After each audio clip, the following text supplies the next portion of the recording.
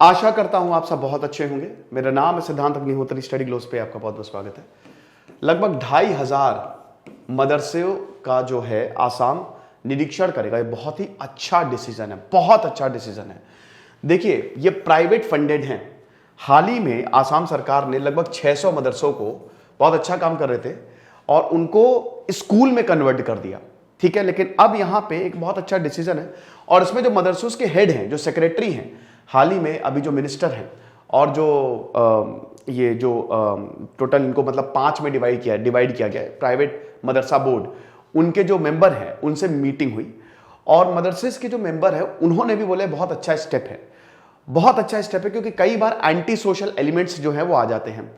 यहां पे सरकार का ये मानना है कि हाल ही में आपने देखा कि लगभग 84 जिहादियों को पकड़ा है सरकार ने, जिसमें से 10 देवर लिंक्ड टू प्राइवेट मदरसा। अब इसमें एक चीज और है कि कुछ जो है वो बांग्लादेशी नेशनल जो है टीचर्स का रूप लेके आ जाते हैं, क्योंकि प्राइवेट है। जो सरकारी है, देखिए मदरसे डेफिनेटली वहां पे एजुकेशन होती है, वहां पे पढ़ाया जाता है ना, और बहुत अच्छे बच्चे वहां पे निकलते भी हैं काफी ज्यादा। लेकिन कुछ जगह पे दिक्कतें बहुत ज्यादा हैं। कई प्राइवेट मदरसों में कुछ ऐसी टीचिंग्स दी जा रही है जो शायद अनैतिक हैं और सही नहीं है।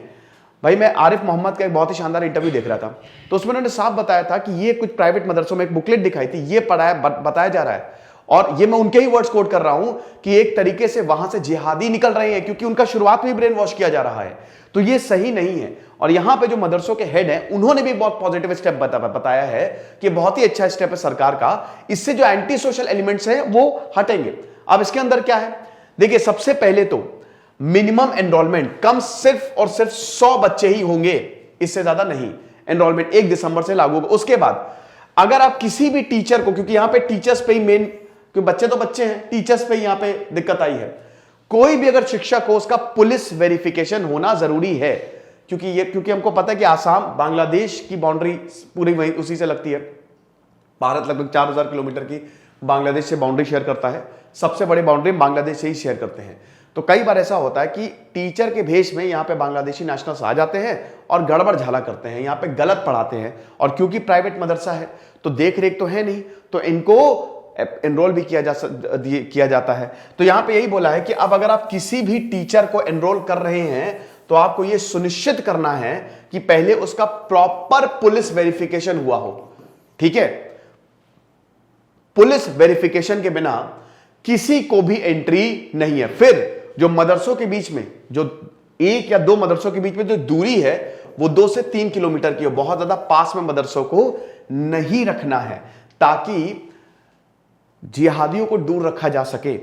वो लोग जो हमारे देश में गलत चीजें कर रहे हैं या गलत एजुकेशन फैला रहे हैं, उनको बिल्कुल भी आने नहीं देना है। और मैं, जैसा कि मैंने बताया कि सरकार ने खुद इसका संज्ञान लिया है। देखिए 2,500 के करीब प्राइवेट मदरसे हैं। अब ये भी चाहते हैं कि हम सरकार के अंदर आ जाए। जितने भी प्राइवेट मदरसे हैं वो यही चाहते हैं कि स्टेट हमको रेगुलेट करे। क्यों? क्योंकि भाई स्टेट से मान्यता अगर आपको मिल गई, राज्य से मान्यता अगर आपको मिल गई, तो और चीजें अच्छी हो जाती है ना। क्योंकि एक तो आप सीधा सीधा राज्य की निगरानी से हो, फिर बहुत सारे आपको फंड्स मिलते हैं, सरकार देखती है। तो अभी 600 मदरसों को यहाँ पे स्कूल्स में कन्वर्ट किया गया है कि अब आप अपना मदरसों का स्टेटस हटा के आप स्कूल ही बन जाइए।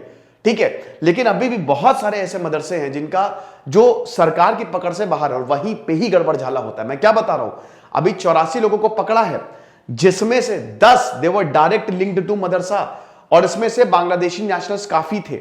साथ ही साथ 2 जो भागे हुए हैं दे वर ऑल्सो बांग्लादेशी नेशनल्स। तो इसीलिए आसाम सरकार ने यह डिसीजन लिया। मेरा यह मानना है कि सिर्फ ये आसाम नहीं, ये भारत सरकार को भी डिसीजन लेना चाहिए। ये तो स्टेट ने डिसीजन लिया है, लेकिन ये इंडियन गवर्नमेंट को भी, जो प्राइवेट, सिर्फ इट्स नॉट अबाउट प्राइवेट मदरसा, कोई भी ऐसी प्राइवेट ऑर्गेनाइजेशन या कोई भी ऐसा प्राइवेट इंस्टीट्यूशन जहां पे कुछ गलत चल रहा है, कुछ ऐसी भावनाएं भड़काई जा रही है जो सही नहीं है, देश के खिलाफ भावनाएं भड़काई जा रही हैं, ऐसी भावनाएं भड़काई जा रही है जो हमारे भाईचारे का हनन करे, तो सरकार को उस पर नजर रखनी होगी। क्योंकि हम एक समाज में रहते हैं और हम सबका ये दायित्व है कि सब कुछ अच्छे से चले, सब चंगा सी रहे, गड़बड़ ना हो। ठीक है, तो ये एक छोटा सा लेक्चर था, काफी बड़ा नंबर है 2500, है ना। ये चीजें बांग्लादेश, आपको पता है एनआरसी का पूरा इशू जो रहा है, आसाम में जब एनआरसी हुआ और जब इलेक्शंस हुए तब आसाम ने ये देखा कि बहुत सारे वोटर्स आ गए एकदम से, एनआरसी और सीएए मैंने कई बार समझाया भी हुआ है, एकदम से वोटर्स जो हैं वो उनकी, क्योंकि आपको पता ही कि पूरी वोटर्स की गिनती होती है, तो इतने ज्यादा वोटर कैसे आ गए। फिर जब देखा पूरा तब पता चला बहुत सारे बांग्लादेश 1971 के वॉर के बाद बहुत सारे बांग्लादेशी भारत में आ गए हैं, तो वहां पे फिर एनआरसी बनाया गया। और अगर आप सिटीजन नहीं हो तो आप वापस चले जाओ, या उनके लिए क्या होगा वो अभी भी मामला खैर अटका ही हुआ है, कोर्ट उस पर लगातार डिसीजन जो है वो देता रहता है, साथ ही साथ लगातार उसके लिए अलग ट्रिब्यूनल ही बनाया हुआ है, वो जो पैरामीटर्स है वो चेंज होते रहते हैं। बट ये एक बहुत बड़ा इशू है ना। रोहिंग्यास का भी बहुत बड़ा इशू था। देखिए भारत एक ऐसी धरती है ना जिसने हाथ खोल के लोगों का स्वागत किया है। हमारे कहते हैं ना अतिथि देवो भव, अतिथि तो भगवान से ऊपर है। ये इसीलिए ही है क्योंकि हम कोई भी अगर जरूरतमंद हमारे पास आएगा हम उसको कभी भी लौटाएंगे नहीं, हम उसको हमेशा हाथ खोल के एक्सेप्ट करेंगे। तभी भारत एक धार्मिक धरती भी रहा है, आध्यात्म की धरती रहा है। लेकिन दिक्कत ये होती है कि जब धरती पे आओगे आप और फिर गड़बड़ फैलाओगे, हमने आपको शरण दी और उसके बाद अगर आप कुछ गड़बड़ कर रहे हो तो वो तो फिर सही नहीं होगा, उससे तो धार्मिक उन्माद फैलेगा, भाईचारा, दंगे होंगे, गलत है, वो बिल्कुल गलत है। ठीक है, तो इसीलिए सरकार का डिसीजन आया है और हम इस पर बहुत ज्यादा रिस्पेक्ट करते हैं। जो मदरसे के, आप ये मत सोचिए कि इसमें जो मुस्लिम्स खिलाफ है वो भी इसकी बहुत रिस्पेक्ट करते हैं कि भाई आपका डिसीजन बिल्कुल सही, क्योंकि कई बार हमको भी नहीं पता लगता कि कौन आ गया या कौन हो रहा है, तो अच्छी बात है।